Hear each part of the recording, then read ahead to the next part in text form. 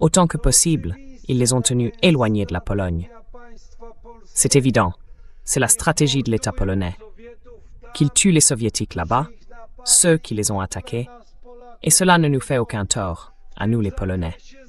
Dans ce domaine, ils peuvent toujours compter sur notre aide, parce que là où Moscou combat, la Pologne aide, même si elle ne participe pas directement à cette guerre.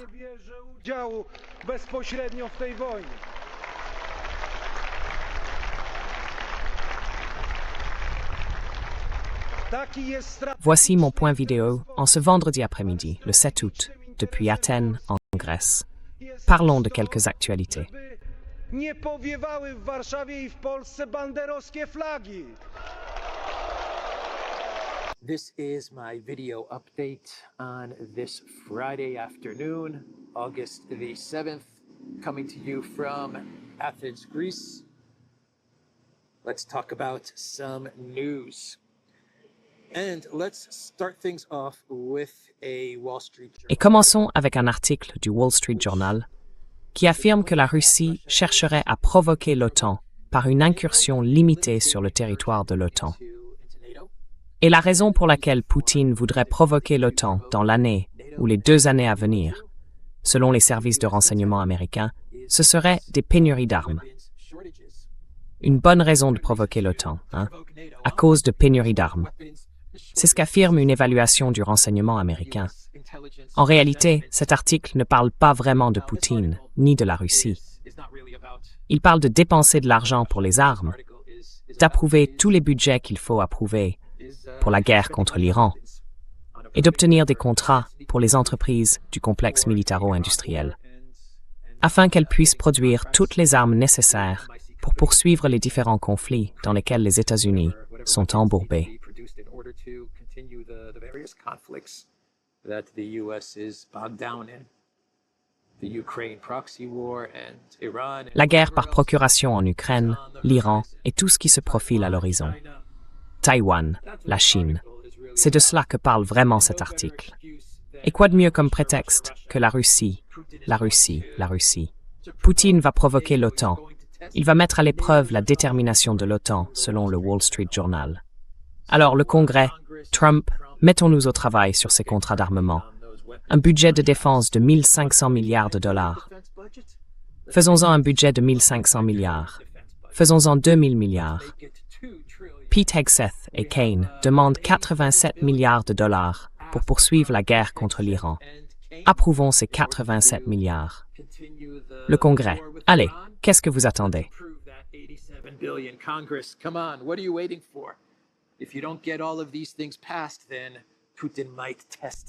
Si vous ne faites pas adopter toutes ces mesures, alors Poutine pourrait tester la détermination de l'OTAN.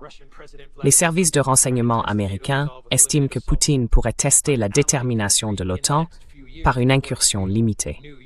Selon de nouveaux rapports du renseignement américain, le président russe Vladimir Poutine pourrait tenter de tester la détermination de l'OTAN en lançant une attaque limitée contre un pays allié au cours des prochaines années. Les scénarios envisagés vont d'une cyberattaque à une petite incursion terrestre dans un pays allié de l'OTAN. Ils parlent des pays baltes. C'est toujours les pays baltes. Jetez ça. Revenons-en et rentrons. Jetez ce café.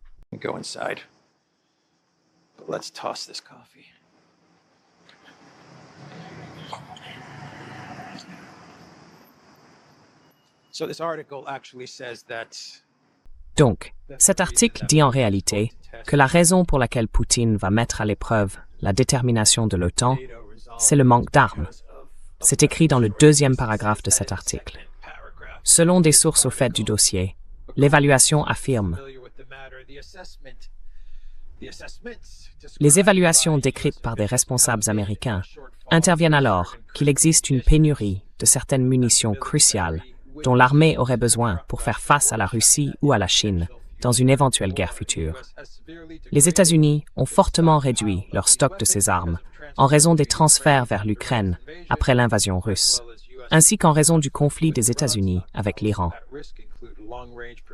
Les stocks menacés comprennent des missiles de frappe de précision à longue portée et des systèmes de missiles tactiques de l'armée, ainsi que des missiles solaires Stinger à courte portée, ont déclaré d'autres responsables. Donc voilà l'évaluation des services de renseignement américains. Et nous devrions absolument faire confiance aux renseignements américains. 51 anciens responsables du renseignement affirment que l'ordinateur portable est de la désinformation russe. Il faut faire confiance aux renseignements américains. Il faut faire confiance aux anciens responsables du renseignement. Ils ne nous mentiraient pas, n'est-ce pas?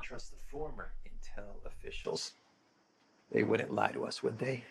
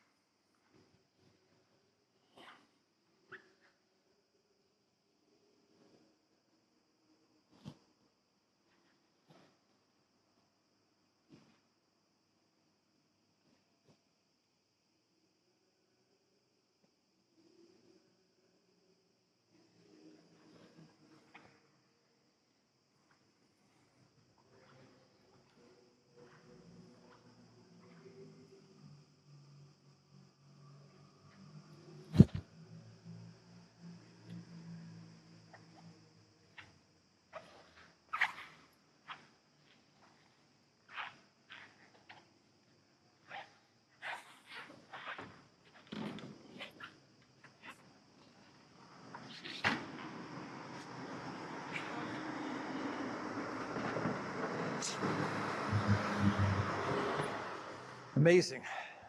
Amazing. Beautiful church in the center of Athens. Incroyable, incroyable. Une magnifique église au centre d'Athènes. Si vous venez un jour à Athènes, cette église se trouve ici, c'est la rue Skoufa. Et si vous descendez par là, vous êtes pratiquement... Non, vous êtes exactement sur la place Kolonaki, qui est la place principale du quartier. Et quelle Harley cool. Elle me plaît. Elle me plaît beaucoup. On a des églises, on a des Harley, on a des nouvelles dont il faut parler. Alors, tout tourne autour des pénuries d'armes. Et c'est bien, un être steng d'information de small semaine. Les pénuries d'armes. Les pénuries d'armes. Weeks. Weapons shortages.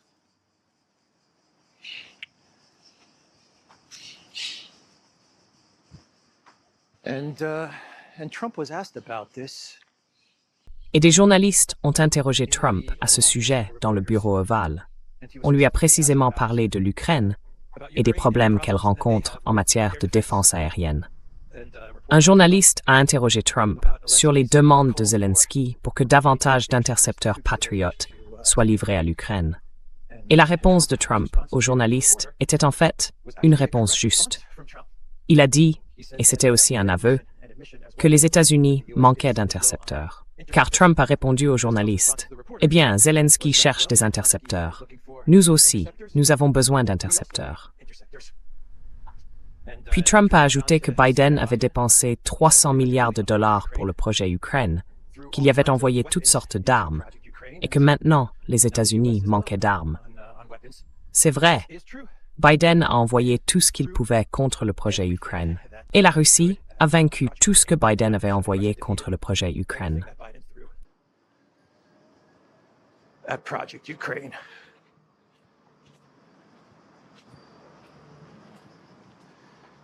Let me get you Trump's. But let me see if I have Trump. Laissez-moi vous donner la... Voyons si j'ai la citation exacte de Trump. Biden gave him too much. Oui, il a dit, « Nous aussi, nous voulons des missiles. » About the Green Goblin Biden lui en a donné trop. for more Patriots. C'est ce qu'a dit Trump lorsqu'un journaliste l'a interrogé sur la demande du bouffon vert pour davantage de patriotes, sur l'exigence du bouffon vert d'obtenir plus de patriotes. That was his demand. Zelensky, quand il était aux États-Unis, en voulait 300. A month. C'était sa demande. De quoi tenir à l'Ukraine environ un mois tout au plus. Je ne veux pas passer par là. Non, allons vers le bas, à gauche, puis remontons. Je pense que je veux aller par là. Oui. I want to go that way. Donc oui, il en voulait 300, et Trump a refusé. So yeah, he wanted 300 and Trump turned him down. He officially turned him down 2 days ago. Il l'a officiellement éconduit il y a 2 jours. Pas d'intercepteur, pas de licence patriote, rien du tout. Trump l'a éconduit sur tous ces sujets. Un journaliste a aussi interrogé Trump sur le fait que la Russie frappe Kiev et que l'Ukraine n'a aucun moyen d'abattre les missiles russes. Kiev est donc exposé, et il y a des victimes civiles à cause des frappes russes sur Kiev. Et Trump a répondu que vous savez quoi? Les États-Unis ne sont pas impliqués. Une réponse assez intéressante de la part du président américain Trump. Quite an interesting response from the US president.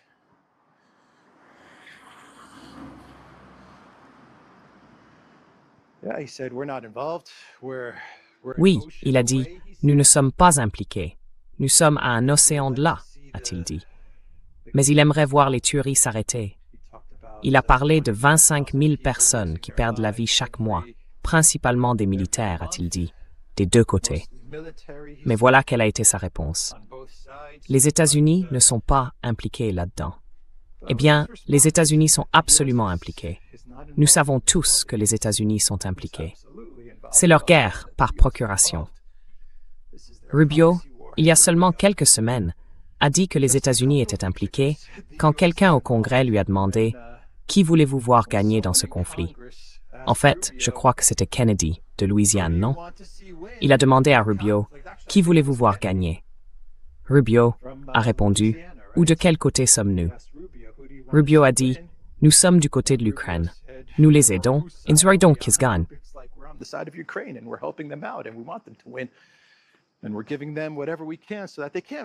Et nous leur donnons tout ce que nous pouvons pour qu'ils puissent gagner. C'était en gros la réponse de Rubio à cette question. Mais Trump dit « Nous sommes le médiateur neutre. Nous ne sommes impliqués dans aucun aspect de ce conflit. » Trump a aussi publié sur Truth Social que le problème, ce n'est pas la pénurie d'armes, mais les personnes qui ont fait fuiter l'information. Trump est très en colère contre ces personnes qui ont révélé les pénuries d'armes au sein de l'armée américaine. Il n'aime pas ça, et il va s'en prendre à elles. Trump s'emporte face aux informations faisant état de munitions épuisées, estimant que cela l'affaiblit dans les négociations avec l'Iran. Il a publié un message à ce sujet sur Truth Social l'autre jour. Et hier, il a dit que les États-Unis disposent d'énormes quantités de munitions, en particulier de certains types.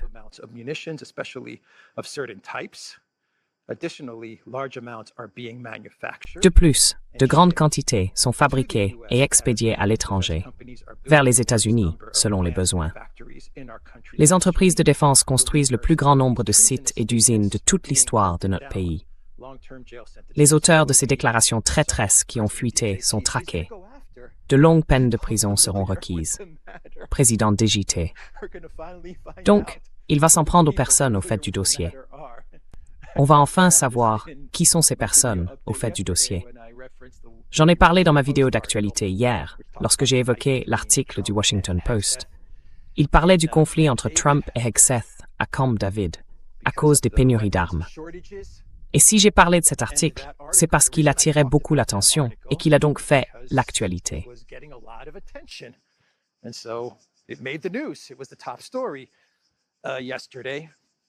C'était le gros titre d'hier. Que ce soit vrai ou non, c'était un article important dont je devais parler. Et je cite toujours « des personnes au fait du dossier », n'est-ce pas? Qui sont ces personnes au fait du dossier? Voilà mon hypothèse. Bon sang, qu'est-ce qui fait chaud? Waouh, qu'est-ce qui fait chaud? Mon hypothèse, c'est qu'il n'y a qu'une seule personne. Une seule personne assise dans un appartement, une chambre quelque part à Fairfax, ou, je ne sais pas, à Arlington, en Virginie, dans le nord de la Virginie. Oui. Et les médias traditionnels appellent cette personne chaque fois qu'ils veulent écrire un article. Et c'est elle, la personne au fait du dossier. Appelons-le Bob, ou Bob. Restons sur Bob. Et ils l'appellent. Ils disent « Hey Bob, c'est vrai que Hegseth et Trump se sont disputés à Camp David. » Oui. D'accord. Personne au fait du dossier. In Camp David? Yeah. Okay. Person familiar with the matter. Hey Bob, is it true that Putin is going to Hé Bob, est-ce que c'est vrai que Poutine va tester la détermination de l'OTAN avec une incursion limitée? Oui, une personne au fait du dossier, genre un seul gars. Bref, c'est Trump. Il va s'en prendre aux personnes qui ont fait fuiter l'information. Et c'est, d'une certaine manière, un aveu du président américain. Les États-Unis ont des problèmes d'armement, il n'y a aucun doute là-dessus. Je veux dire, les États-Unis vont produire des armes. Bien sûr, ils continuent d'en produire. Mais cette pénurie d'armes signifie essentiellement que les États-Unis ne peuvent pas mener une guerre continue ou des frappes continues contre l'Iran, ni envoyer continuellement des armes au projet Ukraine, n'est-ce pas? Parce que les États-Unis mènent désormais une guerre sur deux fronts. Ils mènent une guerre par procuration avec l'Ukraine et ils sont engagés dans un conflit direct avec l'Iran.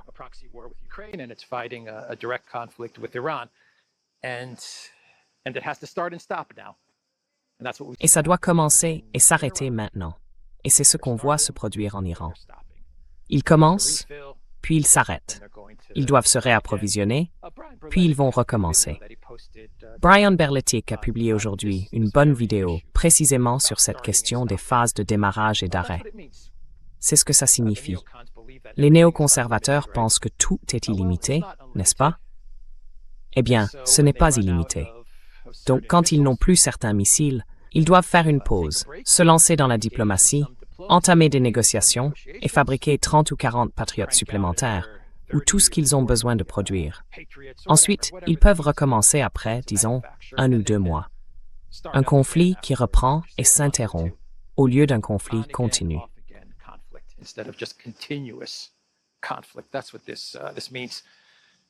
Voilà ce que ça signifie. C'est une mauvaise nouvelle pour Zelensky et pour l'Ukraine, parce que tout ce que les États-Unis parviendront à produire d'ici 1 ou 2 mois, ils vont le réserver à l'Iran au lieu de le donner au bouffon vert. C'est donc une mauvaise nouvelle pour le projet Ukraine. C'est pour ça que Zelensky a publié hier une vidéo sur TikTok et Instagram, où il supplie qu'on lui fournisse des armes. Il a déclaré « À l'heure actuelle, le défi numéro 1, ce sont les frappes russes. Les États-Unis savent exactement ce dont nous avons besoin. Et ce n'est pas une question abstraite. Il s'agit de protéger des vies. Ce sont de vraies personnes, des vies individuelles. Un soutien en matière de défense aérienne est nécessaire. Et cela exige aussi des décisions politiques en Europe, dans les pays du G7.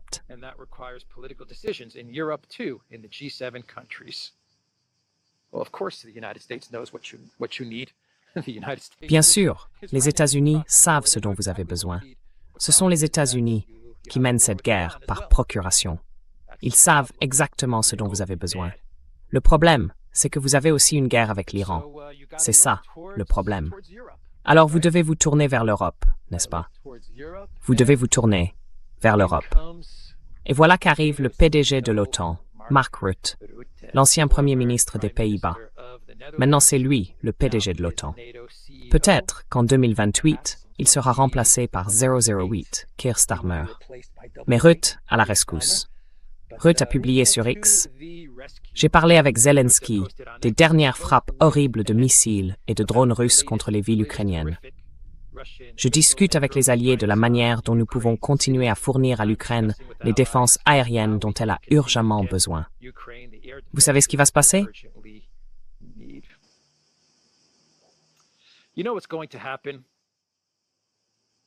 I'll tell you what's going to happen, in my opinion. Je vais vous dire ce qui va se passer, à mon avis. L'Europe va lui donner tout ce qu'elle peut. Ils vont donner à Zelensky tous les patriotes qu'ils ont. Par exemple, la Grèce subit en ce moment beaucoup de pression pour qu'elle cède ses systèmes patriotes, afin de les envoyer au bouffon vert. Jusqu'ici, la Grèce a résisté. Mais je pense que la pression va devenir trop forte et que finalement, la Grèce remettra toutes les défenses aériennes dont elle dispose, y compris les systèmes de défense aérienne déjà en place en Grèce pour protéger la Grèce. Les tensions avec la Turquie, c'est quelque chose que la Grèce connaît depuis très longtemps. Et la Grèce a ses systèmes pour se protéger. Mais ce qui va se passer, c'est que la Grèce va être forcée de céder ses systèmes patriotes. to hand over these Patriot systems. They'll be promised to hand over these Patriot systems. They'll be promised that new Patriot systems On leur promettra que de nouveaux systèmes patriotes seront fabriqués. Ils se retrouveront dans une sorte de file d'attente et finiront par recevoir leur nouveau système patriote. Mais ça va prendre des années. L'Allemagne attend dans la file. La Suisse attend dans la file. Il y a toutes sortes de pays qui attendent des systèmes patriotes. Mais tous les pays européens vont être forcés d'abandonner toute leur défense aérienne et de les remettre à l'Ukraine. C'est ma prédiction. Peut-être que j'ai raison. Peut-être que j'ai tort. Mais si j'ai raison, et si cela se produit, alors toute l'Europe sera démilitarisée. Ils n'auront plus de défense aérienne digne de ce nom. Et ils devront attendre 2, 3, 4 ans pour obtenir des systèmes de défense aérienne, des patriotes américains. air defense systems, US Patriots. Kaya Kallas, she posted on X. Kaja Kallas a publié sur X. Chaque nouvelle attaque contre l'Ukraine est une raison de plus pour l'Europe de resserrer l'étau sur la Russie. En réponse à la récente série de frappes aériennes russes, l'Union européenne a adopté aujourd'hui de nouvelles sanctions visant 5 personnes impliquées dans le complexe militaro-industriel russe. Son armée étant bloquée sur le champ de bataille, Moscou intensifie encore sa campagne de terreur contre les civils. L'Union européenne doit continuer à accroître la pression sur la Russie jusqu'à ce que Moscou mette fin à sa guerre. Alors, que peut faire Stunning and Brave pour aider l'Ukraine? Des sanctions. Des sanctions. Elle n'arrive pas, c'est une haute diplomate, à faire parvenir des systèmes patriotes à l'Ukraine, mais elle peut imposer davantage de sanctions à la Russie. C'est tout ce qu'elle fait.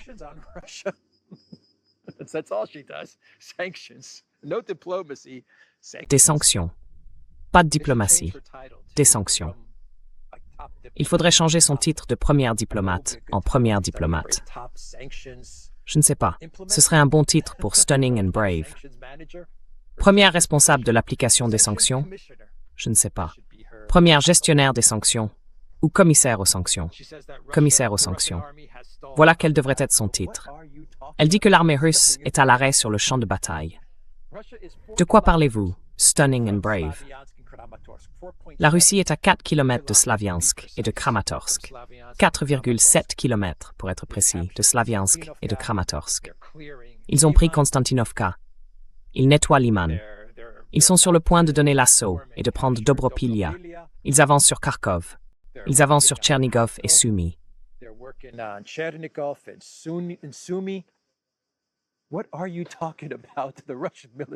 Mais de quoi vous parlez? L'armée russe est bloquée. Ça vous fait penser à une impasse? Que l'armée russe est dans une impasse. Incroyable. Ils lisent les articles du Kyiv Independent, du Kyiv Post, du Washington Post, du New York Times, du Guardian, du Telegraph, ou peu importe. Ils lisent ces articles et ils y croient vraiment. Ils croient vraiment aux informations rapportées dans ces articles. Et ces articles qui parlent d'impasse, à qui font-ils référence? Ils font référence au ministère britannique de la Défense. Et à qui le ministère britannique de la Défense fait-il référence? Au ministère ukrainien de la Défense. C'est tout un cercle, n'est-ce pas?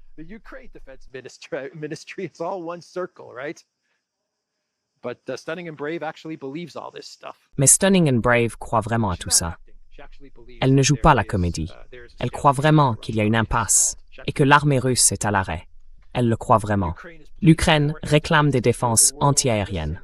Le monde va-t-il encore écouter? Je crois que ça vient du New York Times ou du Washington Post. Je ne sais pas. Le monde va-t-il écouter? Écoutez, il n'y a plus de patriotes à remettre au gobelin vert. Mais l'Europe remettra les patriotes qui protègent l'Europe.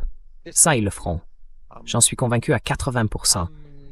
Je garde 20% de chance de me tromper là-dessus. Mais je pense qu'à terme, l'Europe va se démilitariser et tout remettre au gobelin vert.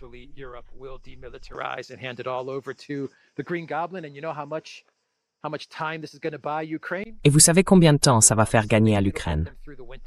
Quelques mois. Peut-être que ça leur permettra de passer l'hiver. Mais après, une fois l'hiver terminé, qu'est-ce que vous faites? Quoi qu'il en soit, le Gobelin vert va se rendre à Belgrade, en Serbie. Ce sera sa première visite d'État officiel bilatérale et sa première rencontre bilatérale avec Vučić. Et Vučić est sur le départ, n'est-ce pas?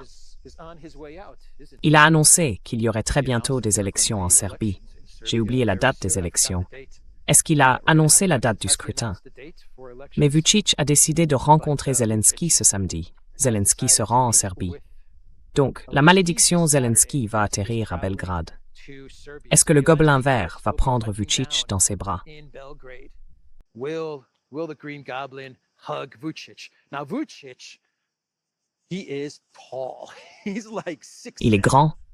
Il fait dans les 2 mètres. Le type est super grand. Et j'ai hâte de le voir prendre le bouffon vert dans ses bras. Est-ce qu'il va prendre le bouffon vert dans ses bras? Je pense qu'il va prendre le bouffon vert dans ses bras. Je pense que Vučić veut goûter à cette malédiction Zelensky. Il veut sentir ce Zelensky numéro 5. Mais regardez, Vučić doit accepter cette rencontre. Je suis sûr que l'Union européenne et les États-Unis l'ont forcé à accepter cette rencontre. Nous avons des moyens, Monsieur Vučić. Alors, il va accepter cette rencontre. Et vous savez, Vučić joue toujours sur les 2 tableaux, avançant sur ce fil entre l'Est, la Russie, la Chine, les BRICS, et l'Ouest, l'Occident collectif.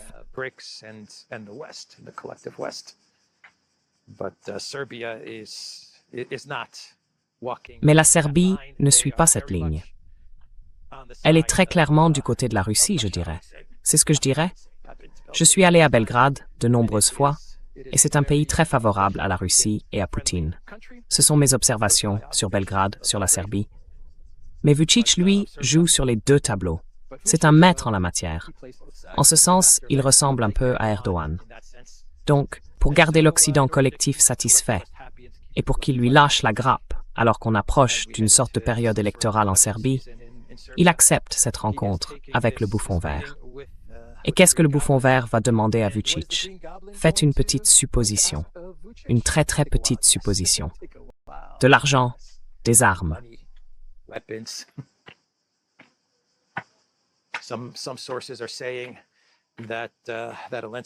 Certaines sources disent que Zelensky va proposer une forme de coopération sur les drones entre la Serbie et l'Ukraine, afin de fabriquer des drones en Serbie, puis de les envoyer en Ukraine.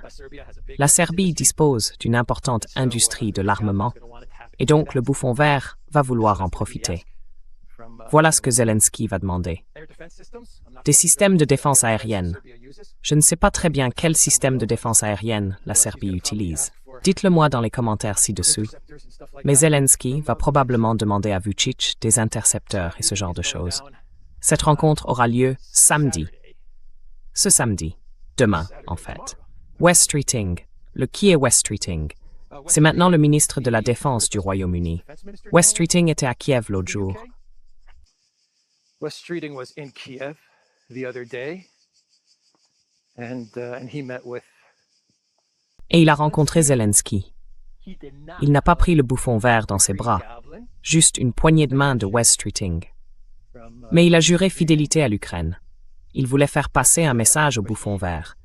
Le Royaume-Uni soutiendra l'Ukraine aussi longtemps qu'il le faudra. Il a publié sur X: la ligne de front en Ukraine est la ligne de front de la liberté et de la démocratie. Ces gens-là croient vraiment à ce qu'ils racontent. Je suis revenu de Kiev avec une compréhension claire des besoins de l'Ukraine à l'approche de l'hiver. Nous travaillerons avec nos alliés pour mobiliser du soutien. Nous resterons aux côtés de l'Ukraine jusqu'à ce qu'elle gagne. Slava Ukraini, dit-il. Jusqu'à ce qu'elle gagne. Vous allez rester aux côtés de l'Ukraine jusqu'à ce qu'elle gagne. Eh bien, l'Ukraine ne gagnera jamais.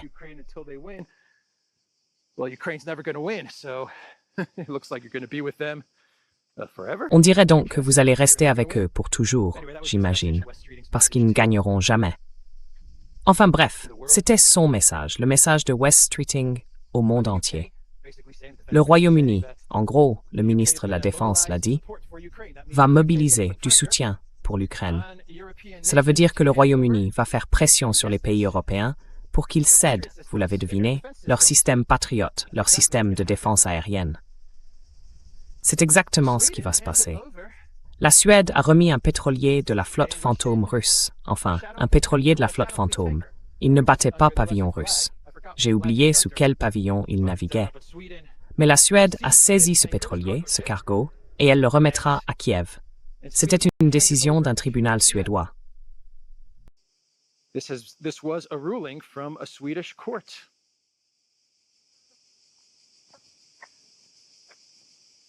That is piracy, folks. C'est de la piraterie, les amis. C'est de la piraterie et du vol. Là, ils s'emparent d'un cargo. Ils volent un cargo et le remettent à l'Ukraine. La Suède, qu'est-ce que vous faites? Le nom du navire, c'était le Kafa. Sibia, le ministre ukrainien des Affaires étrangères, a déclaré « Je me félicite de la décision de la Cour suprême de Suède de confirmer la saisie et le transfert à l'Ukraine du navire Kafa appartenant à la flotte fantôme russe. » Cette décision historique crée un précédent important. Elle montre qu'une action résolue des forces de l'ordre et des procureurs, associée à une justice indépendante et impartiale, peut transformer le principe de responsabilité en résultat concret. C'est du vol. Du vol et de la piraterie, les amis. Ou de la piraterie et du vol.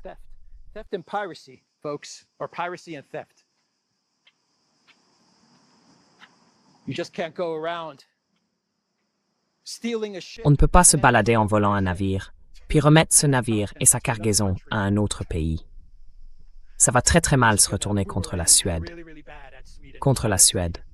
La Suède a fait une très très grosse erreur sur ce coup-là. Une énorme erreur. On verra comment la Russie ripostera contre la Suède pour ça. C'était peut-être un navire battant pavillon russe. Peut-être le Kafa. J'aurais dû vérifier avant d'enregistrer cette vidéo. J'ai oublié. Mais enfin, saisir un navire et le remettre à un autre pays. L'ordre fondé sur des règles, tout le monde. Le droit maritime international et l'ordre fondé sur des règles. Bon sang. Le précédent qui est en train d'être créé, Monsieur le ministre des Affaires étrangères Shiba Inu, c'est qu'il n'y a pas de droit maritime. Tout est permis.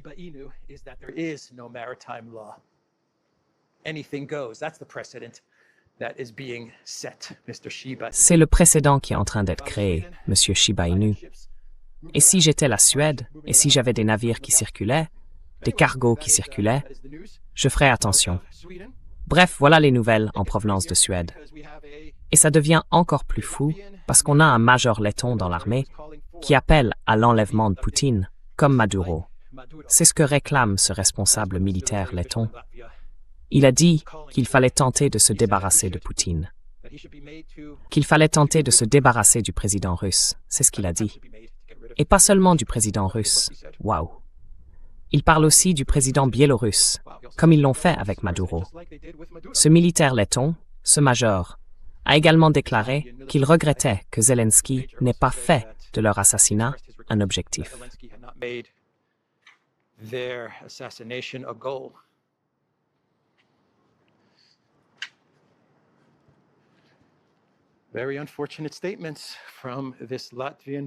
Déclaration très regrettable de la part de ce responsable militaire letton. En voici une autre, regrettable. L'ambassadeur d'Ukraine en Pologne,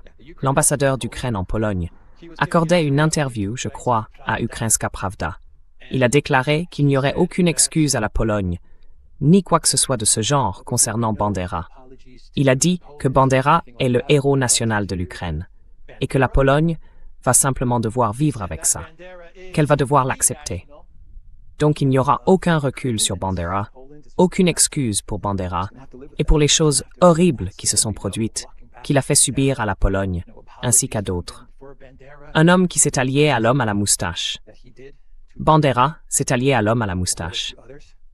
C'est le héros national, selon l'ambassadeur d'Ukraine en Pologne, et c'est comme ça. Nous verrons ce que la Pologne aura à dire là-dessus.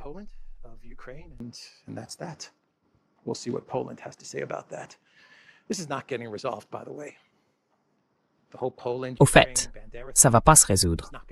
Toute cette question Pologne-Ukraine-Bandera ne va pas se résoudre.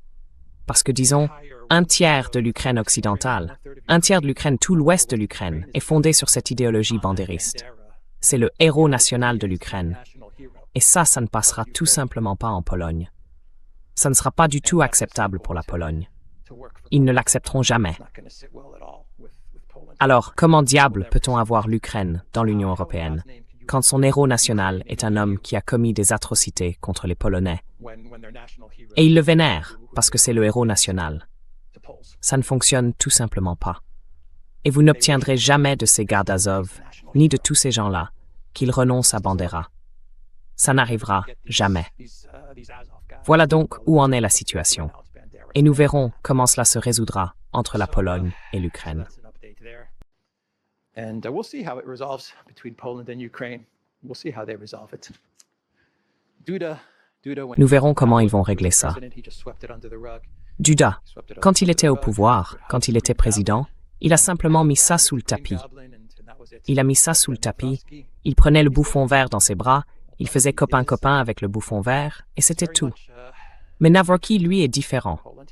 Nawrocki est vraiment un patriote polonais. Lui aussi déteste la Russie.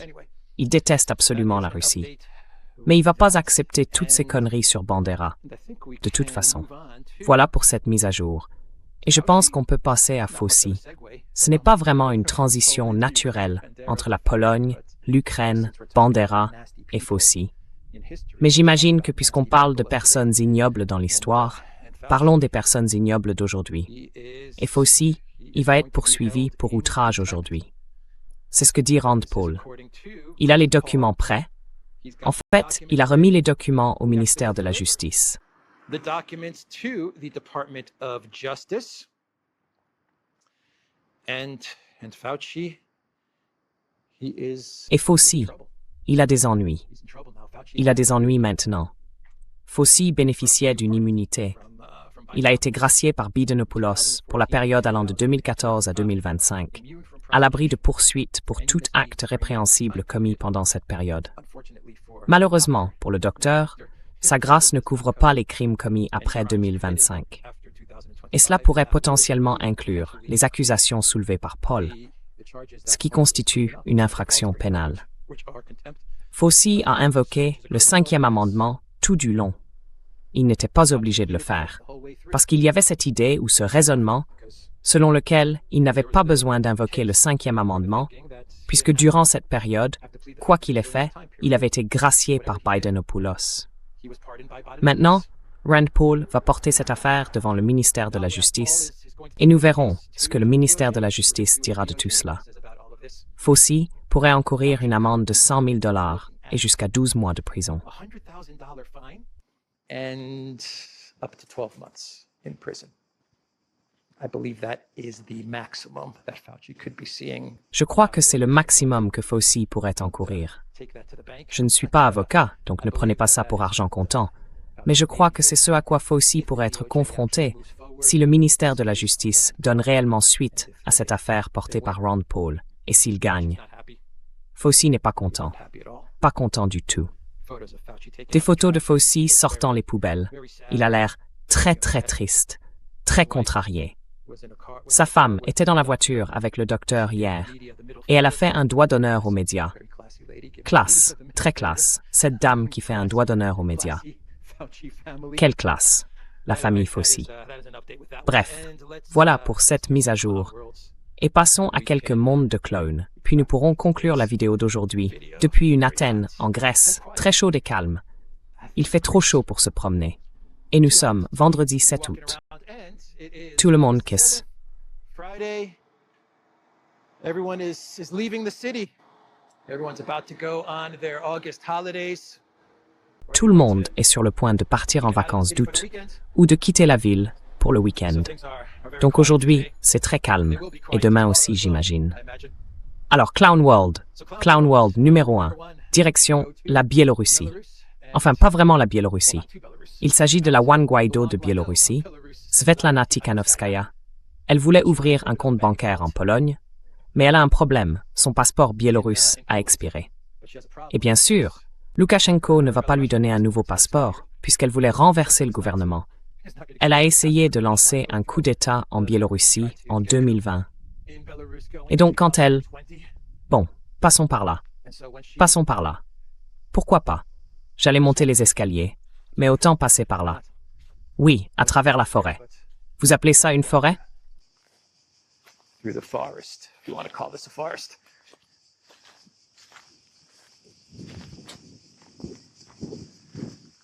So she went to open up a bank account and Elle est donc allée ouvrir un compte bancaire. et ces documents étaient ceux de la Biélorussie libre, comme un passeport inventé, qui disait que la Biélorussie libre n'existe pas. Ce pays n'existe pas, et elle n'a pas pu ouvrir de compte bancaire. C'est selon le média Medusa, qui est très pro-occidental. C'est un média russe, mais très pro-occidental, très anti-russe, très anti-Poutine. Et ils ont dit que Tikhanovskaya n'avait pas pu renouveler son passeport biélorusse. La dirigeante de l'opposition en exil, Svetlana Tikhanovskaya, affirme qu'une banque en Pologne lui a refusé l'ouverture d'un compte. Biélorussie libre, pas nouvelle Biélorussie. Le passeport était un passeport de la Biélorussie libre. J'ai dit nouvelle Biélorussie, mais c'était un passeport de la Biélorussie libre, ou des documents de la Biélorussie libre.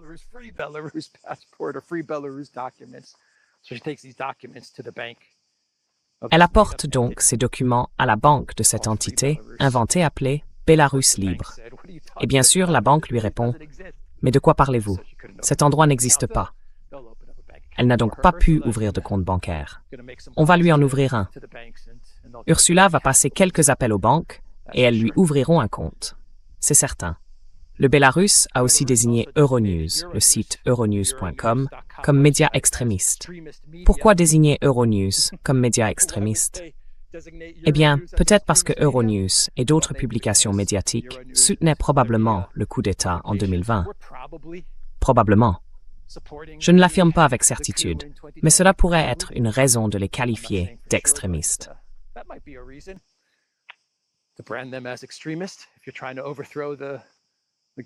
Si vous essayez de renverser le gouvernement, peut-être, éventuellement. Je ne suis pas Euronews de très près, mais je suppose qu'ils ne sont pas favorables à Loukachenko. Ce n'est qu'une supposition de ma part. Loukachenko les a qualifiés d'extrémistes. Le site internet d'Euronews sera désormais restreint en Biélorussie et les lecteurs pourraient s'exposer à des sanctions administratives s'ils conservent ou diffusent son contenu. Cela après de nombreuses années durant lesquelles Euronews a été la principale source européenne d'information dans le pays, selon les données d'audience d'Euronews. Donc selon Euronews, ils sont très populaires en Biélorussie. Selon Euronews, nous sommes populaires en Biélorussie.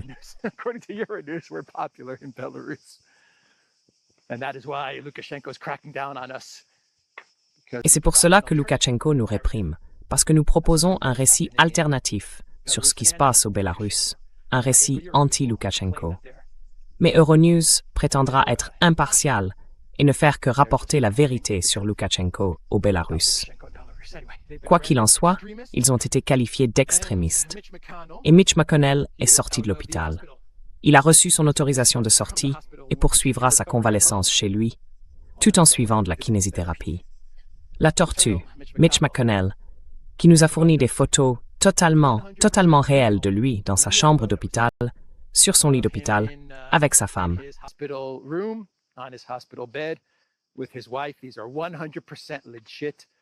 Ce sont des photos totalement authentiques, des photos qu'il a fournies au monde pour prouver qu'il va bien, une preuve de vie.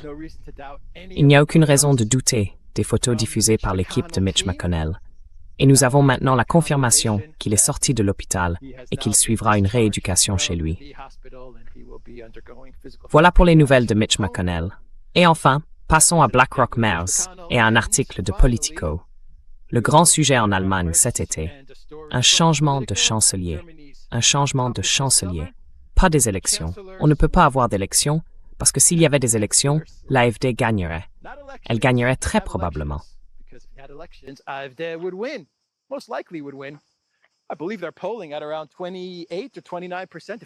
Je crois qu'ils sont autour de 28 à 29% dans les sondages.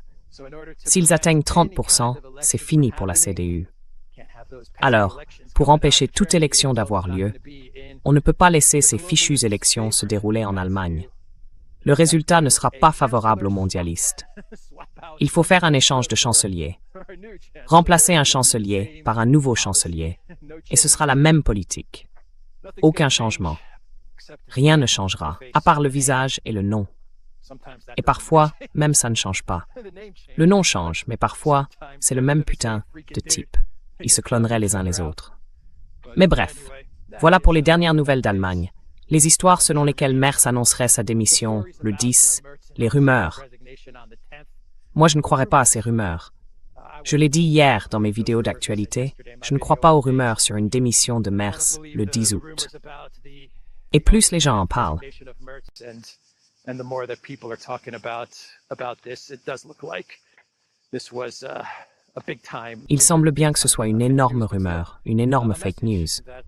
Mais c'est tout de même un message ou un signal que Merz approche de la fin de la ligne. Merz de BlackRock. Qui sera le prochain? Scholz le pirate? Merz de BlackRock? Qui est le prochain sur la liste? Qui sera le prochain? Et quel surnom lui donnera-t-on? Bref, voilà pour la vidéo. Voilà pour les nouvelles d'aujourd'hui, theduran.locals.com. Nous sommes sur X, Rumble et Telegram. Allez sur la boutique The Duran. Prenez des produits dérivés. Nous avons une superbe promotion d'été en ce moment. Et nous sommes aussi sur Substack. Alors, retrouvez-nous également sur Substack. Et j'ai oublié de dire au début de cette vidéo de mettre un like. Explosez ce bouton like. Abonnez-vous à cette chaîne. Anéantissez le battage médiatique. Et je vous retrouve tous demain. Prenez soin de vous. Les cigales vous disent au revoir. À demain. Vous voyez les cigales. Elles sont quelque part par ici. Probablement très très haut là-haut. Somewhere up here. Probably way up there.